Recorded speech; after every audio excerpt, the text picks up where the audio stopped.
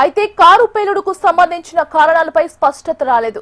కారులోనే పేలుడు జరిగిందా లేక ఉగ్ర కుట్రలో భాగమా అన్నది స్పష్టత రావాల్సి ఉంది. నిన్న గుజరాత్ ఏటీఎస్ ముగ్గురు ఐసీఎస్ ఉగ్రవాదులను అరెస్ట్ చేసిన నేపథ్యంలో ఉగ్రదాడిగా అనుమానాలు వ్యక్తమవుతున్నాయి. ఘటనపై సమాచారం అందుకున్న స్పెషల్ సెల్ టీం పేలుడుకు గల కారణాలపై విచారణ జరుపుతోంది. క్లూస్ టీం ఆధారాల సేకరణ చేస్తోంది. మరోవైపు స్థానిక పోలీసులు ఘటన జరిగిన ప్రాంతంలోని సమీప సీసీ ఫుటేజ్లను పరిశీలిస్తున్నారు.